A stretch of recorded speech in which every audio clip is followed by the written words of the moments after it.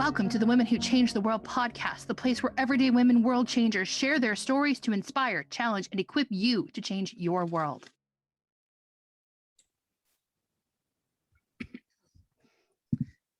Hey everybody, welcome back to another episode of Women Who Changed the World. We're doing something different. I am actually recording this on the 13th, and it will be going live tomorrow morning. There's a reason for it to be going live. I'm speaking with my friend Rebecca, who is in Australia, and we're going to be talking about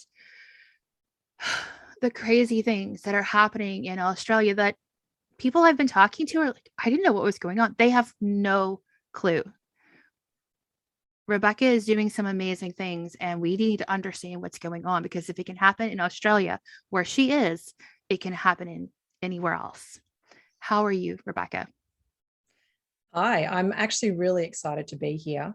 We've had a little bit of conversation before hitting record, and definitely feeling a kindred spirit, but looking forward to explaining to Americans what is happening in Australia from someone that's on the ground, slightly removed because I'm up in Queensland, and the areas that are being really bothered are down in New South Wales and Victoria. So for Americans, it's kind of like I live in Florida with God bless Ron DeSantis, and I'm talking about what's happening in New York and places like that, New York and Chicago, places like that.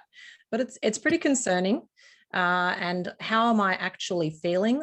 I'm excited to be on the show, but I'm feeling very a sense of urgency that now is not the time to sit back, put my head in the sand and think, well, you know, I'm in Florida, quote unquote, I'll be all right. My governor will protect me. Not so much. And so that's what I'm probably going to be speaking to you about a lot today, is how can we at a grassroots level ensure that our nation is handed over to the next generation, both in a safe place, but also in a rebuilt place. I mean, over the last 18 months, we've had a huge issue with COVID, whether you're on the spectrum where you consider it to be a deadly pandemic, and thank goodness we're getting the jab so that we can be protected from it, or whether you're on the other side of the spectrum that this is the greatest world reset ever and the government is controlling us and centralizing wealth to big corporations and big tech, that it still means that small business has taken a hit. Whatever your worldview is, small business has taken a hit over the last 18 months. And I believe that at a grassroots level, we have to rebuild our respective nations. Otherwise, it's not going to end up so well for the next generation. I want to throw something in here real quick. When my sister first had her children, she was talking to me about vaccinations, because some of my children have had some very, very severe reactions to vaccinations. And what I told her was this: whatever you decide to do, don't do it because of fear. Do it because you have looked into it and decided it's what's best for your family. And that is my firm belief about all of this, is that we are people, we should decide what happens. And that is why when you and I were talking, it was like, wait a minute, they're telling us what to do. I don't like that, because the government doesn't live in my house. Even a smart doctor knows that a mother knows what's going on with her children better than he does, because she lives with them. So we are going to come in at this from this perspective of, look, this is what's going on. You need to understand this. And like you said, just because it's happening in New York doesn't mean it can't happen in Florida. And that's what's going on in Australia. I want you guys to know nobody's attacking you here, but we're informing you. And that's everything I've ever wanted with this podcast, is for people to be informed about what's going on here. And what Rebecca's not telling you is that Monday night, she and I were, almost 3 hours, we were talking back and forth about this, because it's fired me up. It scares me. The things that she has said has scared me enough that all the other interviews that came before her are being pushed aside to a little bit later, so we can get this out. It's time to wake up, people. So you've already talked a little bit about it, but let's start going into what's really going on. What is happening that the news isn't covering here? People need to know. Well, you have the two narratives running concurrently. And, you know, back in March of 2020, it was 2 weeks to flatten the curve. That was how it was promoted to everyone. It's just 2 weeks to flatten the curve. And that 2 weeks to flatten the curve has now turned into 18 months, 20 months. And now the areas of concern for us, which are particularly New South Wales and Victoria, as of tomorrow, if people have not had at least one shot of Pfizer, which is what's being pushed by our government, then they will be fired. I have a personal friend, this is not hearsay, I was actually on the phone with him yesterday and he received his notice. They've said, don't come to work anymore. He has done his research. He's decided that the jab is not for him. And he said, with greatest respect, this is not employer versus employee. This is employer-employee versus government mandates. It's not the law. It cannot be the law because we already had Fair Work Section 173. It already went to court and they said you cannot fire someone because they refuse to get a flu shot. Well, it stands to reason that COVID, that would probably follow on to be the same lines as a flu shot if you're taking that narrative that it is a vaccine. So he has actually been fired. I saw on social media today, and social media is fraught with issues because of misinformation and algorithms and all that kind of stuff. People that want to know everything, whether it be factual or complete fantasy, and that is a concern. However, there was a doctor practiced for over 40 years down in Melbourne, which is similar to New York, who was handing out medical exemptions for the vaccine. So they would go and get a certificate saying, I don't want to get the jab. And he apparently was arrested this morning for doing that. And I think we've seen enough heavy-handed approach from the police with our own eyes, with footage that's come out of the Melbourne protests against lockdown, where it sounds like that's not going to be too far-fetched. One of our senior police people down in Victoria, in Melbourne, just quit and said that a lot of police are not okay with rolling out Gestapo fashion what the governor of that state is forcing everybody to do. And she was then absolutely cannibalized. She doesn't stand for the police. She's just a rogue operator. Da, da, da. No one feels like that. It's just her. So the challenge is when you speak out, you are hunted down. So look, if it really is just a jab, if it really is just a vaccine and people really do have the freedom of choice, then why are people being fired for choosing not to take it, or being absolutely cannibalized by the mainstream media for speaking out against it?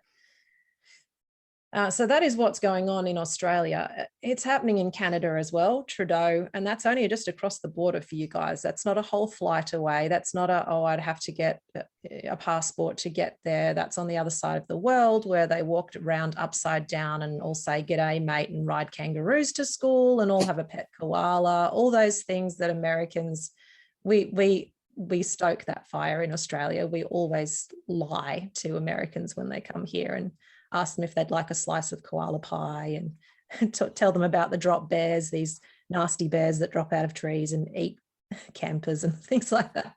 So you can be forgiven for thinking a few silly things about Australia, but we're actually not too dissimilar to Americans. I spent 6 months in America. I love America. God bless America. God bless her people. I was in 17 of your 50 states whilst I was there, and I love, love, love America. You guys are not very different to Australia at a grassroots level. You're really not. Your celebrities are a little bit different. Your politicians, well, that depends what side of the coin you sit on with how you feel about politics. But Trudeau is rolling out forced vaccinations as well, as in going door to door and saying either you get jabbed or you get sacked. So don't think that it can't happen in America as well. I mean, it's already happening in New York. You have to have a vaccine passport to even go to the gym. How is that freedom of choice? And I'm not here today to A, debate the efficacy, or B, the safety of this quote unquote vaccine. I could, but that would be pure speculation of what I've read on social media. And I am not a virologist, I'm not a doctor, and I'm not, but you know what? Many doctors are not virologists either. And they're taking a lot of their information from what's being fed to them by chief medical officers. And we've seen how trustworthy Fauci is over the last 18 months. What a silly man. What a silly, silly man. Anyway, I'm not here to debate the efficacy or the safety of the jab. What I'm here to say is that if a government has to produce a huge propaganda campaign telling you to get the jab, fining you if you don't get the jab, locking you away and saying you can't go into restaurants and gyms if you don't get the jab, that is controlling. And I do not believe that Australia, in Australia, we call it's un-Australian. It's un-Australian to be that controlling and to introduce what is actually medical segregation. Is medical apartheid. If this were an issue between blacks and whites, it would be exactly the same thing, jabbed and unjabbed. I still bleed the same blood as you. I still have, a family or a job or whatever that looks like. I just choose differently to you. And now you've got people being vilified, shouted at on the streets by those who've already got a jab. It's your fault that we're all getting sick. I mean, that's not even provable, to be quite fair. But the point is, at the end of the day, is do we have freedom to live our lives, to raise our children, to go to work and provide for our families, or do we not? And in Australia, we do not. And in Canada, they do not. And in America, you guys have, and this is a political statement, so sorry, brace yourself, but you have an extremely weak, corrupt, and pliable president that doesn't even know what day it is half the time. Please don't assume that your constitutional rights will not at least be attempted to be infringed upon by those people that actually don't care about you or your family. They just want 100% control. You look at the narrative and you have chief medical officers all saying the same thing. Our chief medical officer on film, I can show you the video. I could even give you the link for after this podcast. So people are like, Rebecca, come on now. I can show you the link. She actually said the New World Order in one of her speeches, just dropped out. You have the same people saying the same things in different countries, all saying the same things. So whether or not you think that the vaccine is effective or safe is quite irrelevant. The point is you should have the freedom to choose whether you put that thing inside of your body and inside of your children's body. And that's what we're pushing back against. Do you think that all of these presidents are just following suit behind somebody, or this is their own idea? Because to me, it sounds like certain words are being repeated all across the world. And it's like, okay, who's writing the speech that's going everywhere? That's what I feel like. Somebody's writing one speech and it's being handed around the world. Or I don't know. It doesn't make sense to me. Yeah, well, it shouldn't make sense. It should be in the realms of fantasy that there would be one narrative rolling out for the entire globe. And yet you look at mainstream media and that seems to be exactly what's happening. I mean, look at United States' mainstream media. It's a threat to our democracy. It's a threat to our democracy. It's a threat to our democracy. It doesn't matter what channel you get on. You've got the presenters saying exactly the same thing. I mean, last I looked, you guys aren't a democracy. You're a constitutional republic. This is like calling a triangle a square. You're not a democracy. You're a constitutional republic. So even the wording used is causing people confusion. And I mean, personally, it's brainwashing as far as I'm concerned, but it's not my purpose for getting on today. It's just you should have the ability to choose. And if you make a stupid decision, then God bless you, but that still should be your decision to make. I should be able to make my decision and not be faced with being locked out of places or losing my job because I choose differently to you. It's just absolutely absurd that in a first world country where this is not the first major health issue we've had over the last few years. I was working in medical back in 2002 when we had the SARS pandemic came out. We had Ebola. We've had lots of things happening. This is the only time where you lock away well people in Australia and they can't leave their house. Do you have any symptoms? No. Okay, well, you still can't leave. What is that? That's retarded. That's so stupid. That is so stupid.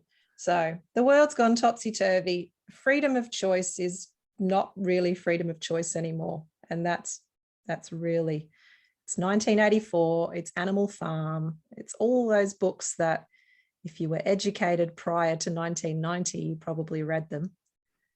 Post 1990, I can't really speak to because I'm a little bit older.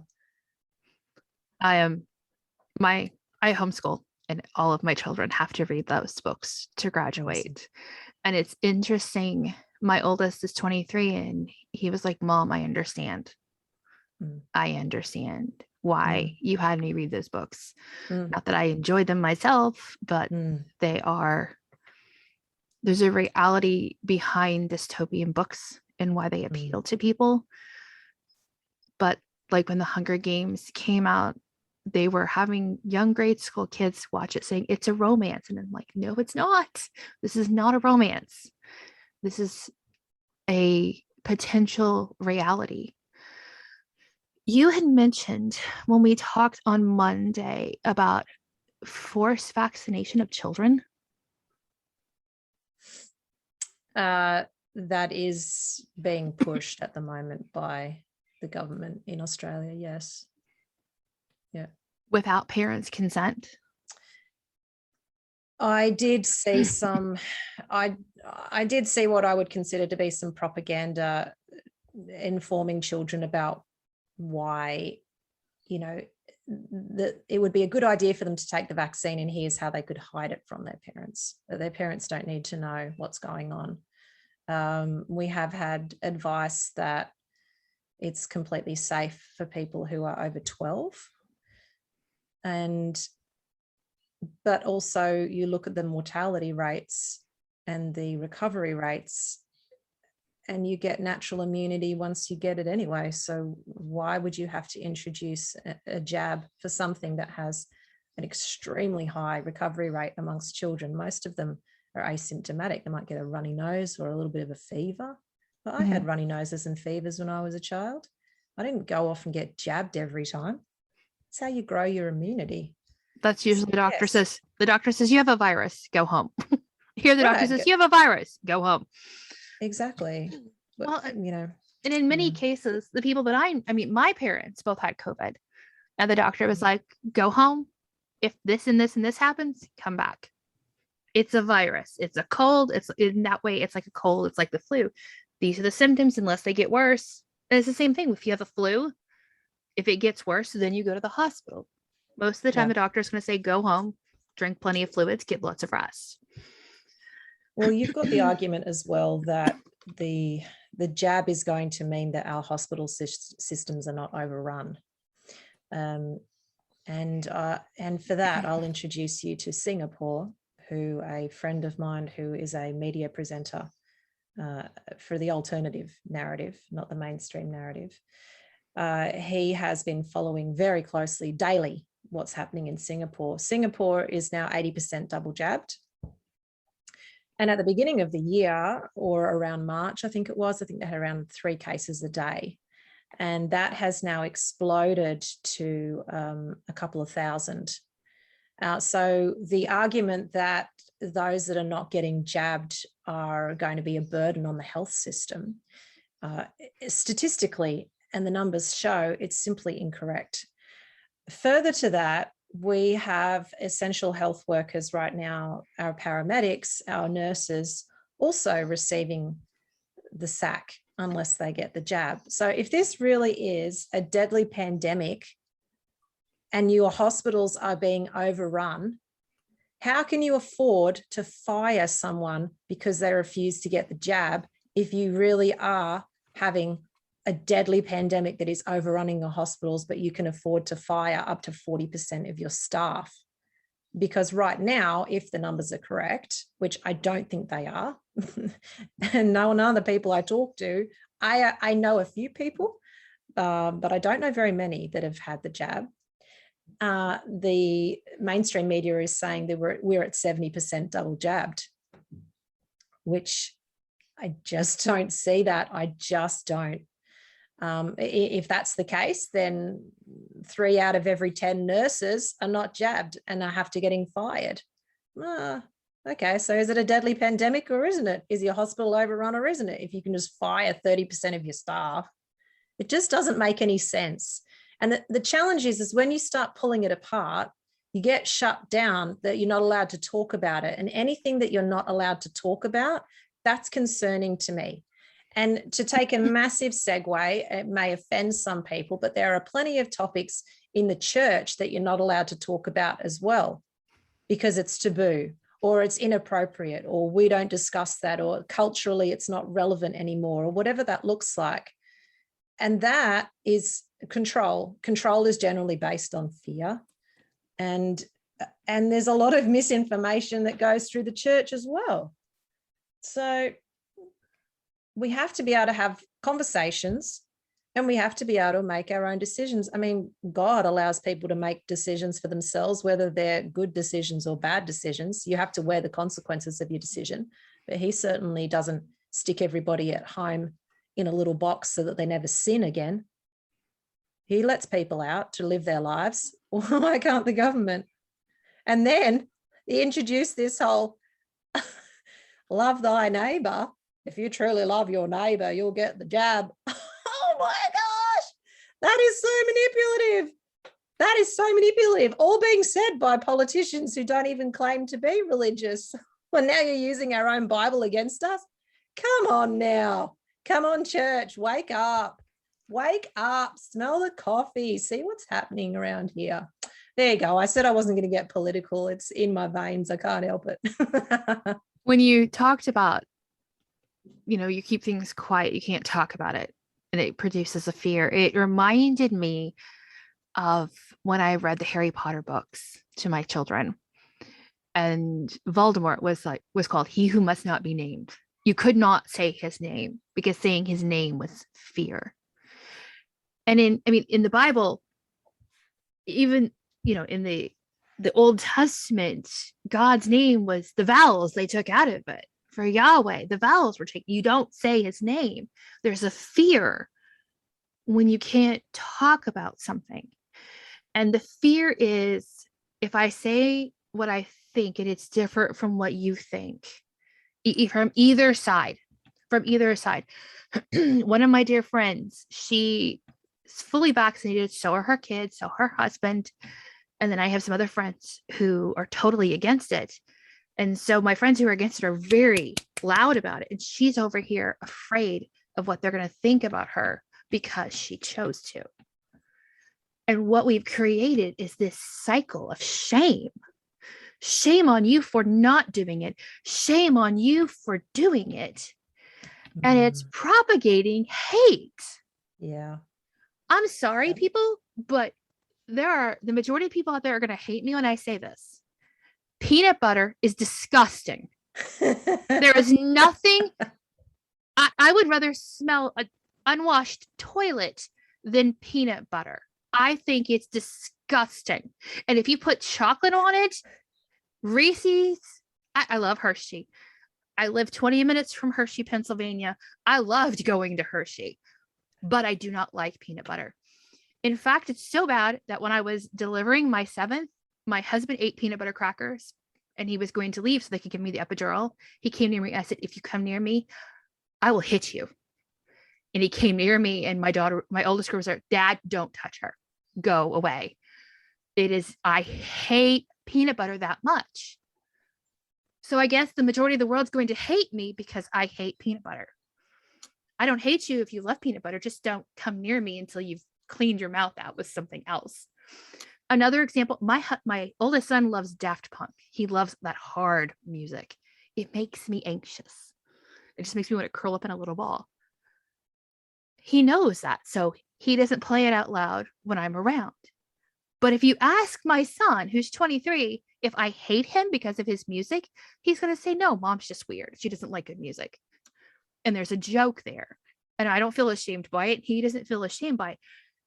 But we are creating this whole platform of, if you disagree with me, then you hate me, and shame on you.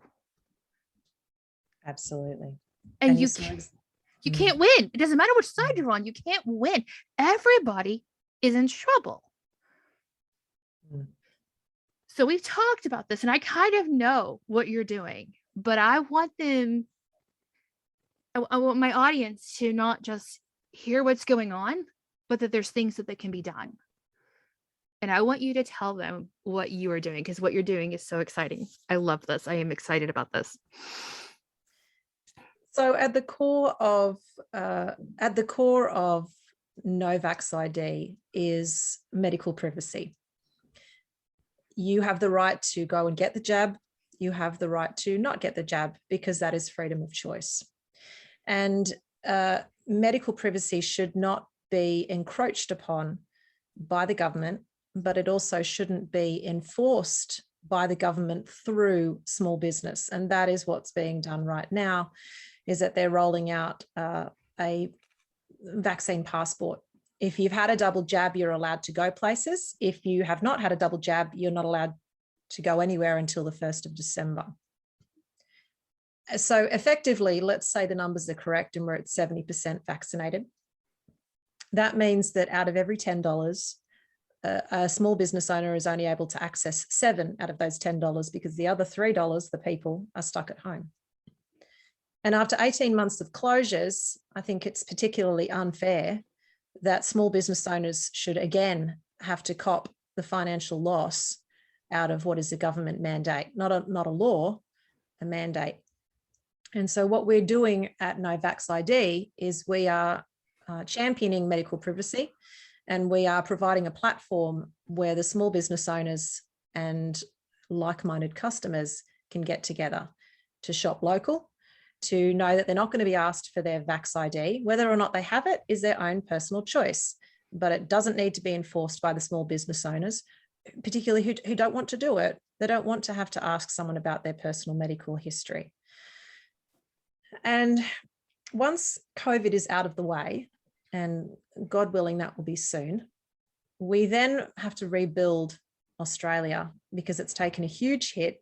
Wealth has been centralized. You've got your massive, your eBays, your Amazons, your AliExpresses that have made a lot of money over lockdown, and small businesses have remained closed. Brick and mortars have remained closed. And so we have to rebuild Australia and encourage people to shop local, encourage people to choose the local butcher instead of the major chain stores, because major chain stores are always going to be focused on the dollar, because they are full of shareholders, where local businesses can actually grow local community. Now, the benefit of shopping through the NoVaxID platform, which once COVID is out of the way, NoVaxID will very quickly shift across to rebuild Australia.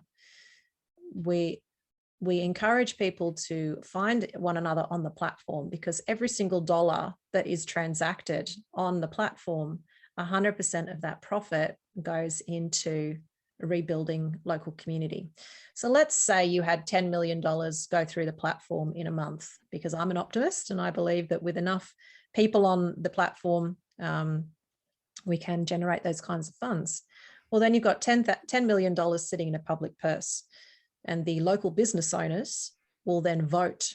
There will be a few projects tendered. How are we going to spend this $10 million? And the business owners themselves will vote for how they want that money to be spent. It doesn't wait on government legislation. It doesn't have the government, who are not at a local grassroots level, who don't actually know what's going on. They're bureaucrats, which means sitting at a desk. So we avoid all of the government red tape. And because we are right now in the process of becoming a not-for-profit, We avoid all of the government taxation. So 100% of the profit can go straight back into local business, voted upon by local business owners who have their fingers on the pulse point of local communities. And that's how we, A, rebuild small business, B, rebuild our communities, and C, bring more vitality and health back to the local family unit. Because when a country is in economic distress or there are unfair things in the system, that means that both parents have to work, which means kids go into care, which means there's a breakdown of the family unit simply because that's just the way it is. And I don't believe that. I think people should have a choice. If you choose to put your child in care, that's your choice. But people shouldn't have to feel like they have to have two people in the household working just to make ends meet. So let's reappropriate some of the e-commerce, consumer dollar funds into rebuilding local communities so that we can get back to having a barbecue and not worrying so much about finances, so that we can hand over a nation that's really great for our children and our children's children. Okay, so I'm a business and there's a customer that wants to buy from me and they're going through the platform. How does that work? Because you talked about $10 million spent. Is that $10 million on top of the price that they're spending for the product? How does that work? So the platform is geared around keyword searches. So you could search for, a deli or a butcher or, fruits and veg or a hairdresser, whatever that looks like. And you can also search via your zip code, your area. You can find the businesses that are in your local area that are committed to rebuilding Australia. And you can quote unquote buy those businesses. Every business will put on a different amount that they are willing to be quote unquote bought for. And that could be as little as $1. I had a business owner come on the other day and she put in $100. So let's say you go through and you choose to purchase from, Joe's Butcher. And Joe has $20 on there. So you click $20. You then take your proof of purchase into Joe, and Joe will give you $20 off of your bill. The benefit to Joe is that he has just made a new customer, which means loyalty. He's likely to retain that customer. So it's the cost of it's a lead generation, really. So Joe is willing to spend, instead of putting money through Google advertisements and all those big tech advertisements, Joe is willing to spend $20 to get a new local customer. And Joe is actually going to be the one putting the $20 in the public purse.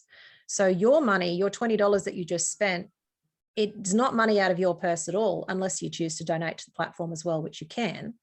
It's you using your consumer dollar, knowing that you've effectively just doubled your $20 because you get $20 off your meat and $20 is going into the public purse. Joe wins because he's just got a new lifetime customer, likely because of loyalty. And the community wins because it's now got an extra $20 that's gone into the purse that can go back into the community. So Joe's happy, the customer's happy, the local community is happy. And that is, as far as I'm concerned, a brilliant way to use household dollars that are going to get spent regardless. So it's not asking people, okay, I know you've just spent $300 on your grocery bill, but could you spend another $50 to help rebuild Australia? Well, money's tight for a lot of people. They don't have that kind of money. But would you mind spending $300 on your groceries bill, and out of that, $50 is actually going to go towards a public purse to rebuild your local community? You just have to change where you shop. No problem. So the business owner pays into the platform. Do they get a tax write-off for that? Well, once we're a not-for-profit, I hope so. I am not naive that we may face some concerns there. We're moving as quickly as we can. But I guess we're going to cross that bridge when we come to it. I mean, regardless, if you're a business owner and you're spending money on advertising, you would be able to claim it against your business. So I guess you would have it as a cost of a lead gen. The business owners themselves will buy a lifetime membership to the platform, and that can be as little as $47, as much as $197, and they get different things for that. but they get voting rights, and they get to see the transparency of the platform as it grows, and it puts the power back into the people. And that's what is really important. You cannot trust a handful of people at a governmental level, whether they are well-meaning or not. You cannot trust them to make day-to-day decisions for a community, because they simply don't have that information. Even if they are really, really good people, they don't have that information. But community people do. Right. And that's where the platform's based. The platform kind of reminds me of something we use here called Groupon, where there was a photographer at the beach that we could have hired for, I think it was going to be like $150 for a 30-minute session, and his normal price was like 2 to 3 times that amount. So you got he's getting new customers that he never would have had by slashing his prices a little bit, which is what you've been doing. And then there's another one called restaurant.com, where you buy coupons and then you either print it off, or there's an app on your phone and you show up and they scan the app and they get their discount that way. Another way of getting new customers, because there's restaurants we've tried that we never would have thought about trying because of that kind of thing. So it's taking free commerce and kind of flipping it on its ear. Well, it's lead generation. Groupon is lead generation. Right. Groupon fees are quite high for a service provider. They really are quite high. They hope that you will buy more off of them. Otherwise, they barely break even out of those kind of transactions. The same with restaurant.com. They hope that you'll come in with a coupon for, let's say, a free garlic bread, but then you'll also order a dessert and a bunch of drinks and all these other things. And that's where they make up the money that was lost. It's just lead generation. The difference between Groupon and restaurant.com and all those other sites is that the cost to the business owner doesn't go to some centralized location to be spent by someone else. The cost to the business owner on NoVaxID goes straight back into the community. So your lead generation is going to go eventually back into you and your children. It changes. It also kind of reminds me of the fair trade, because you're buying from people who are actually making the product instead of going through a big factory. Absolutely. Who may not pay those people. No, really don't pay those people what they deserve for the work that they put into it. Absolutely. Well, fair trade works simply because of transparency. People want to know. They want traceability as to where things are going. That's the only way this platform is going to work, is by having transparency and traceability. And the way you accomplish that is ensuring that the people themselves who are paying into the platform, the business owners, get voting rights and get to see the different tenders for, we could do this project, or we could do that project, or we could do this project over here. That's how you maintain the traceability.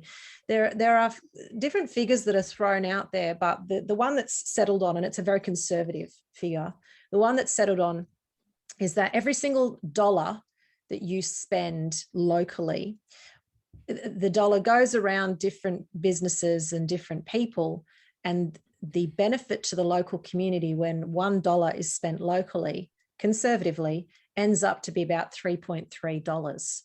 So if you are willing to spend your local consumer dollar in your local area, whether this platform is involved or not, your local dollar will eventually be worth, conservatively, around $3.3. You add in the benefit of this platform, and that rises it, in my opinion, exponentially. And it's educating people to don't just look for the lowest dollar, look for what is going to bring the most value to your community over the lifetime of that dollar. And as a community rises, everybody starts to benefit. And we just have to not get hooked on, well, I could buy that from overseas for 1/3 the price. Why would I spend 3 times the price here? And I've been guilty of that because I wasn't educated. I didn't know. I was like, well, why would I spend that here when I could just go online and get it there and it gets delivered to me and it's really easy?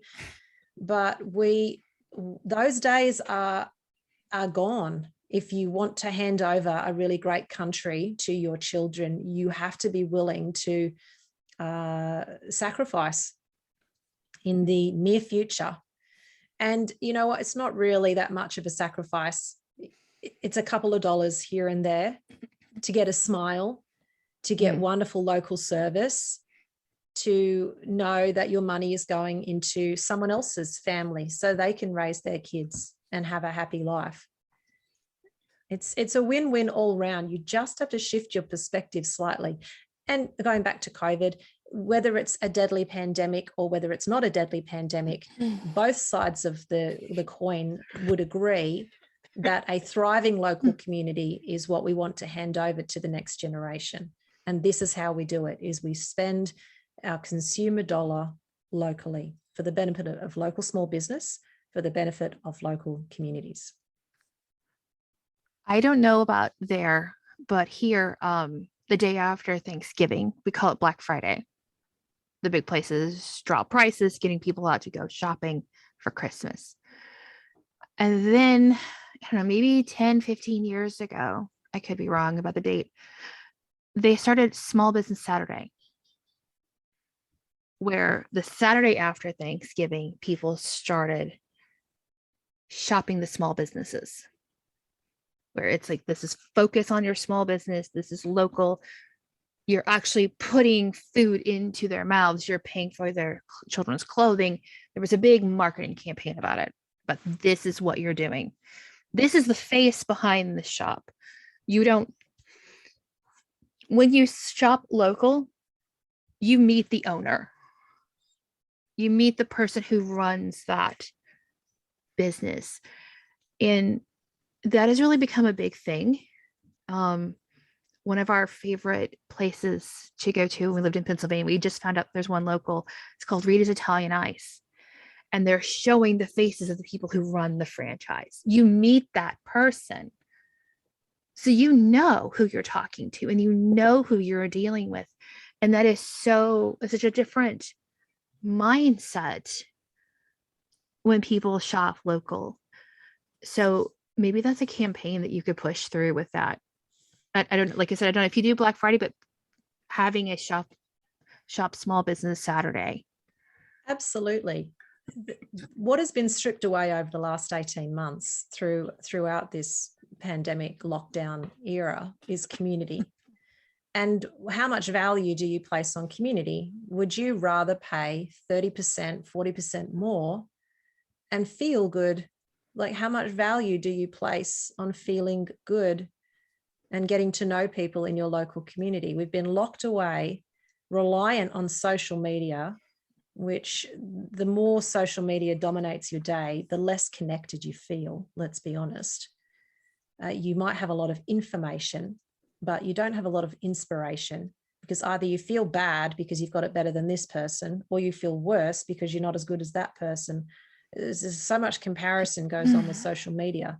Well, how about we have mobilization and we get out and we get to know our local community business owners, spend that little bit of extra money, but feel so much better at the end of the day and be able to trace where my money is going, because you see that small business owner on a week-to-week basis.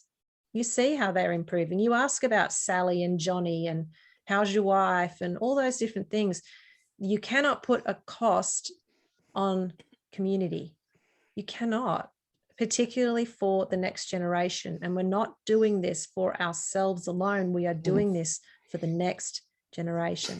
We don't want our kids to be sat at home having every single thing home delivered and never getting any love or community, thinking like they know, I have 5,000 friends. You don't have 5,000 friends. You see the perfection of 5,000 people, which means you don't know them at all. Right. So let's get back to community and let's get back to rebuilding our respective nations through reappropriating our social dollar, our consumer dollar locally. There's a young girl that I know who is a hairdresser, hairstylist, whatever you want to call it. And when COVID hit, she came up with this brilliant idea. She bought a RV and her and her dad completely gutted it. And she put her salon in the RV. And so she hauls her RV all over the place. And when everybody was locked down and you could not go get your hair cut, she would show up at your house and you would just go in there, and between each family, she would completely like spray down and sanitize everything. Wow. And yes, she charged more, but she's coming to me. We're a family of 9. Okay, my husband doesn't have hair, so he didn't get his hair cut, but the rest of us got our hair cut. She would come to my house. She would cut everybody's hair. I didn't have to go anywhere. And as an introvert, I'm going, hallelujah. I don't have to leave my house and deal with the crazy people. But she came to my house. She could wash our hair. She had a generator and a heater, and it was really, really nice. So she shifted to accommodate. And then when the other places, the local places started opening that charge a whole lot less, we kept going to her to support her and her business. And so she started showing up for weddings and fixing the bride's hair and doing makeup and doing all of those things. And she shifted. And that kind of thing is what you're not proposing, you're promoting. This is somebody who shifted. This is somebody who's accommodating you. You need to support them. And she's just a single girl who's doing this. She's still living at home, but it's her livelihood. It's her business. And I'm going to continue to support her. The other thing people may or may not know, and it depends. I think a lot of it has to do with location. When you talked about ordering online, I covered my head. During 2020, I said, if I can't get it on Amazon, I don't need it. Because I ordered everything. Everything was just drop shipped to my house. I don't care. But there are articles going out, and they have been for the past several months, telling people, order your Christmas presents now. You need to give it a month to be able to get it here. And it's not that they haven't been shipped. There are barges sitting and ships sitting on the border in California. We don't have enough people to unload because they're not meeting the qualifications to be able to unload things. So people have to start. I mean, a lot of our stuff comes from China and from different parts of Asia. And that may not affect you as much in Australia because you're kind of in that side of the world. But that is something that we as Americans, we have to think about. You need to start thinking about that now. There are simple things that I ordered. One of my son loves Black Panther and the other one loves Spider-Man. And they said there's only 2 figurines left on Amazon. And I'm like, what? There's only 2. And so I ordered them, grabbed them, and they will get here sometime next month. Amazon, who was only 2 days free shipping, is now telling me a month later a product that they should have on hand easily is not going to be there. That's the kind of thing that you're talking about. And people don't know this. Yeah. And so you are pushing these people to wake up. If you're dependent on big business and big government, you can be controlled by big business and big government. Your lifestyle can be controlled. Why not grow relationship with those closest to you, locals? You might make a new friend. You might, go back to the lady that's gutted the van and is now a mobile hairdresser. She has to get her van serviced. So there's your extra money that you're spending to get your hair done is not going to line her pocket. It's going to pay for the servicing of the van. So that extra money you are paying into her, but you're also paying into the mechanic. And then she has to wash her car. So it's going to the car wash. And then she has to buy this. So it's going to them. And so all these overheads that are spent at a local level go back into local business. I mean, when the pandemic first struck Australia, Kmart was like Mother Hubbard. There was nothing on those shelves, like nothing. And all of a sudden we realized that because we want the lowest dollar, we are very dependent on China for everything. That is not a good place to be, considering what we've seen. And China is a communistic country. Its wealth is determined on the fact that it brings servitude to its own people. Yes. The Chinese people are a very, very hardworking bunch of people, but their government it's not good. It's not good for the Chinese people. So we need to not be dependent on a group of people, small group of people, because of the the government that doesn't share. They don't want what's good for America. They hate you guys. They do. They hate you guys. So, I'm looking on Google right now. I put in per capita income of China.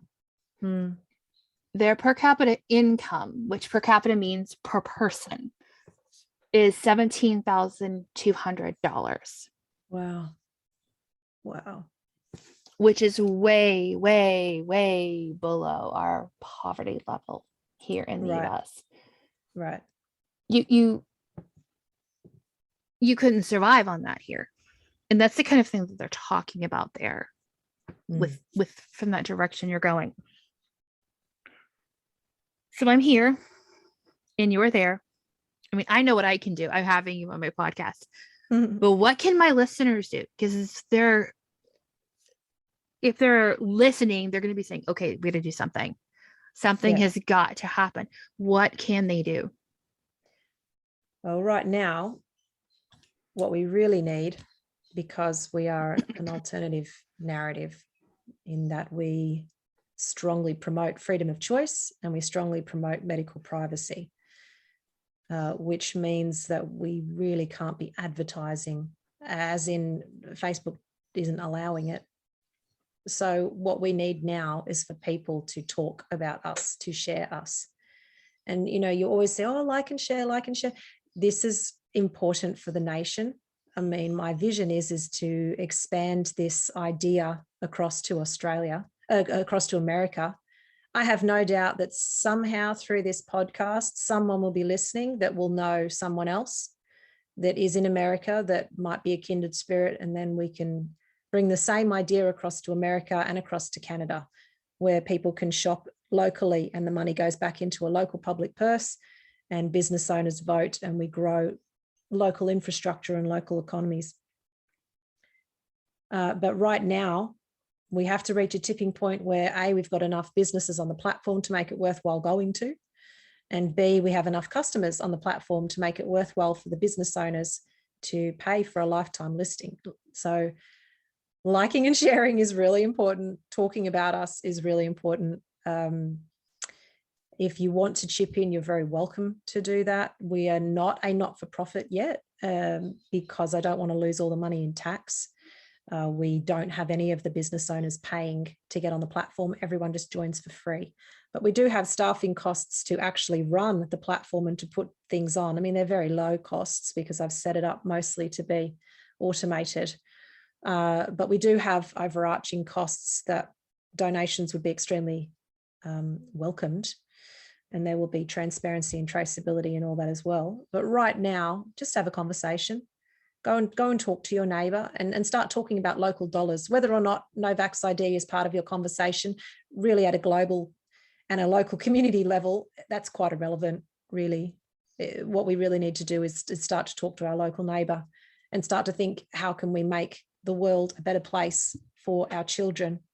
And you can't just leave it to a handful of government officials anymore, because they've shown over the last 18 months that their response to times of crisis is very hardline at best, draconian at worst. I don't know what to say, Rebecca. Usually I have lots of comments and lots of thoughts, and I've said a few and I've asked a few, and transparent and honest as things have happened over the past couple of years. I've just turned my TV off. I've turned my TV off. It's stressful. It makes me anxious. It makes me sick to my stomach to think about what's going on. I leave as I call the crazy world, to my husband. He likes watching the news. I'm just living my life. I'm raising my children. I'm trying to not have my youngest children be afraid of their neighbor. And that has been hard. And he had mentioned a little bit about what was going on over there. And then it's funny how this all worked out. And she and I've talked about this a little. She had sent me a message in Facebook. We weren't friends. So, it goes and hides over here. And I was on vacation and I'm sitting poolside. My kids are playing the pool and I see it. I'm like, oh, what is this?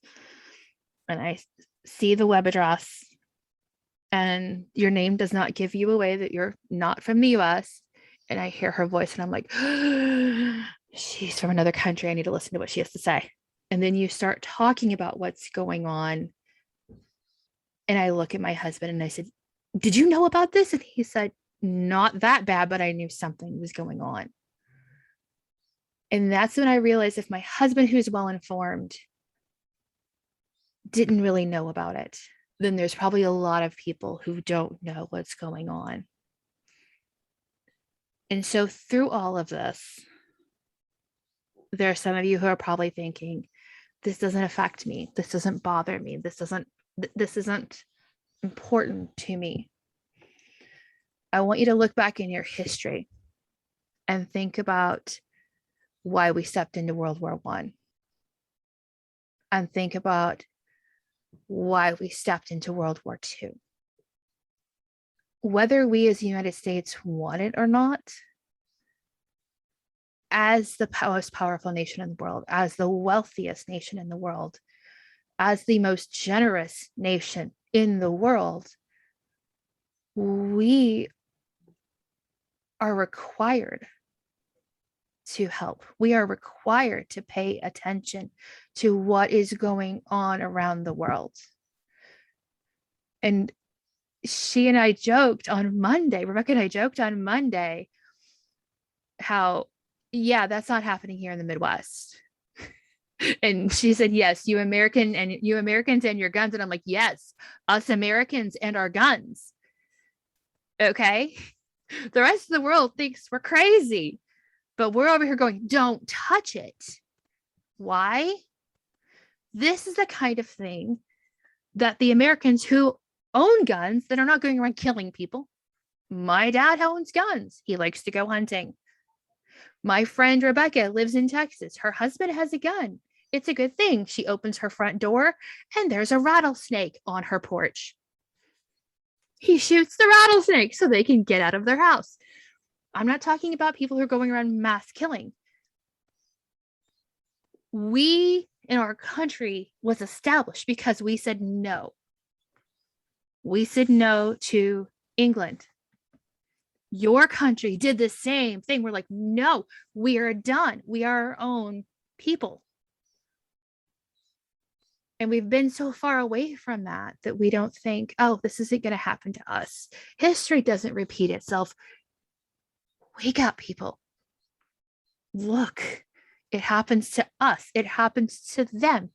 Talk to people from India about England leaving. Talk to the people from Africa. They're going to say colonization. This is what happens when the people just lay back and let government take over. When you let the government make you afraid. No, I'm not telling you to make this decision or that decision. I'm not saying you have to be Republican or Democrat or liberal or conservative or whatever you want to be. This is about freedom across the board. This is about freedom to be you. This is about God-given freedom. And I think that's where you're coming from, Rebecca, is that I have my rights and don't tread on it. Absolutely. But taking over a nation doesn't necessarily look like someone banging on your door with a weapon and you having to open the door with your weapon. Every time you choose to spend your dollar in centralized places, you are allowing more and more and more control. I mean, look what's just happened in Afghanistan.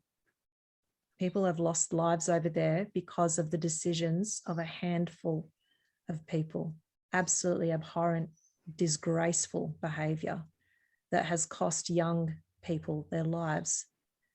That was not the result of community decisions. That was result of a few people's decisions. And every time you choose convenience over community, you allow more control, whether you realize it or not. So you have the freedom to choose, and you have to choose on everything with your children in mind. And that sounds like a drastic statement. Well, yeah, because we're actually in a drastic time. We really are. This is no different than people who are talking about save the planet. They're doing the same thing. Think about what you're doing now and how it affects the future. That's what this is. This world is not about you. It's about your children and their children and their children. What do you want? I don't want to be a dystopian book. Thank you. Yeah. And it's not hard to do as well, Sam. Like, it's really easy and it's fun. Just spend your dollar and share what we're doing, and just get into community. And you can see the results of that within 24 hours when you choose to spend your dollar local. It doesn't have to be 10, 15, 20 years and hope that you've made a difference, but we'll find out probably just before you die. You get to see the difference right now. And it's easy to do. It's not hard to do. You don't have to lessen your lifestyle in any way, shape, or form, because anything that you lose in a dollar's sense, you will gain in value and just feeling good about your day-to-day movements amongst the community. What kind of projects do you see happening with your group? Well, the biggest project right now is overcoming unemployment.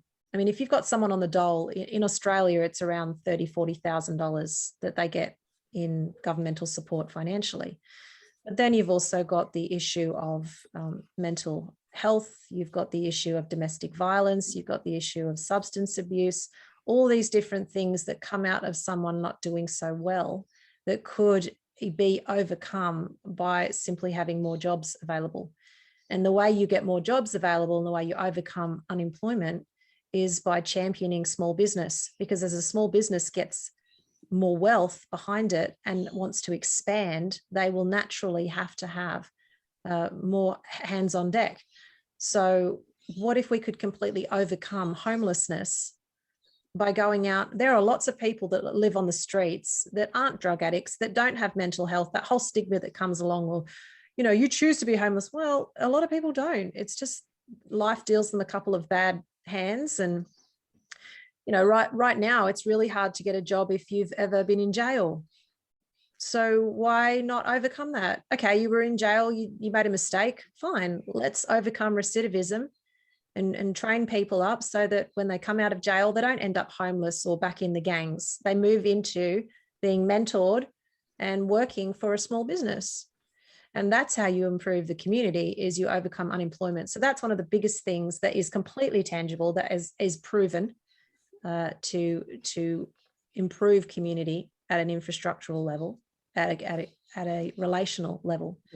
Then you've got little things like employing the local builder to do up the park, rather than expecting government to do it. And then it costs 12 times the amount that it should, and it takes 15 times as long as it should. You hire a local contractor, you get it fixed. And you could go and fix up a house. You could go and build a shopping center over there and improve health services, all these different things that if you just get the desk jockeys, the bureaucrats out of the way, you could move really fast.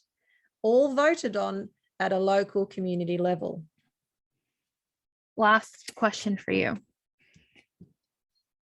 There is a reason for you to be doing this.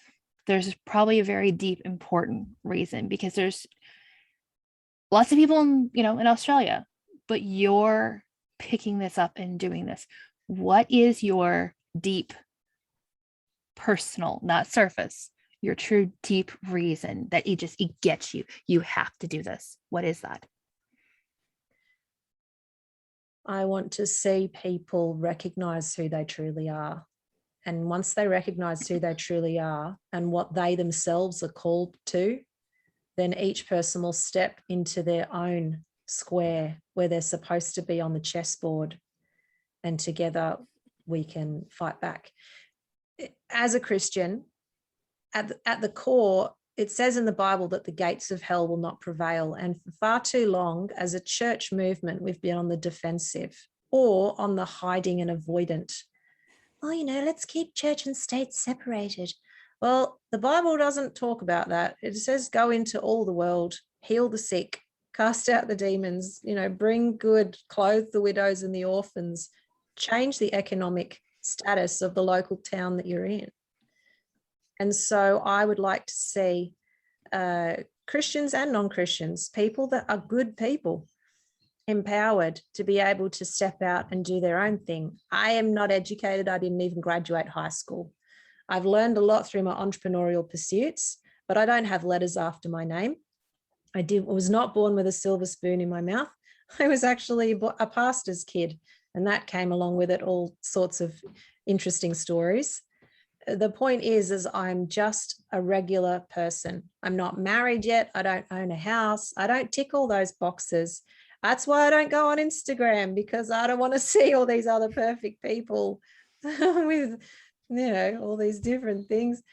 I just want to see my fellow man championed to be all that they can be. And being forced to do things by a handful of people is not right. It is not right. It is for freedom that Christ set us free. Freedom to be who we are, freedom to run our businesses, freedom to raise our children, freedom to recognize that not everything has to be a big screen TV or a Hummer or Gucci or whatever that looks like. Let's bring it back to our roots and recognize that local community and local relationships really does make for a happier life. And the way I'm championing that is by just connecting like-minded people. And the listeners today, I know that each person that's listening to this today has a burning desire in their heart that they haven't done yet because of whatever reason. And what is your burning desire? As you listen to this podcast, what do you know that you have been put on this planet to do that you're not yet doing because you're too fat, or you're too thin, or you're too ugly, or you're too uneducated, or you're not married, or you don't have enough money, or whatever it is that the devil has decided to speak to you about, because he's been watching you since before you were born. He knows you, he's profiled you. He knows exactly what he can say to you every single day, that you look at yourself in the mirror and hate yourself and think, oh, I'm such a failure. I could never do this. I could never do that. Yeah, you can. Yeah, you can. Get on this podcast, Dan. We need to do like a Q&A.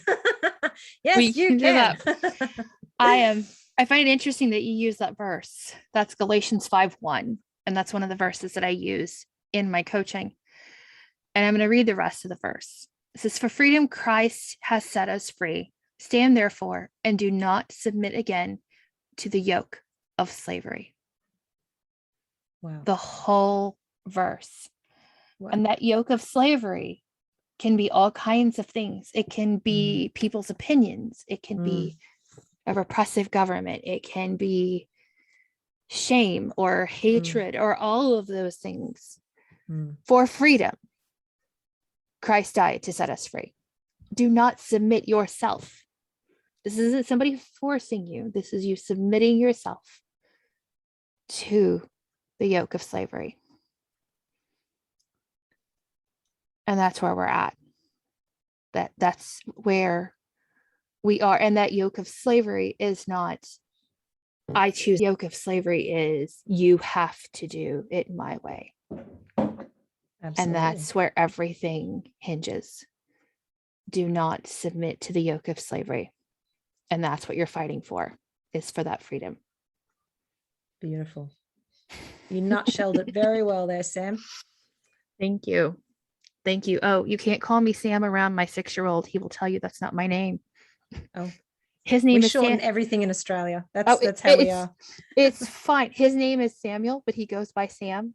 And so my name is Mom. I don't have it. My name's not Samantha or Sam. And my parents will say, hey, Sam. And he looks at them, that's not Sam. That's Mom. My name is Sam. That's awesome. Sam doesn't bother me at all.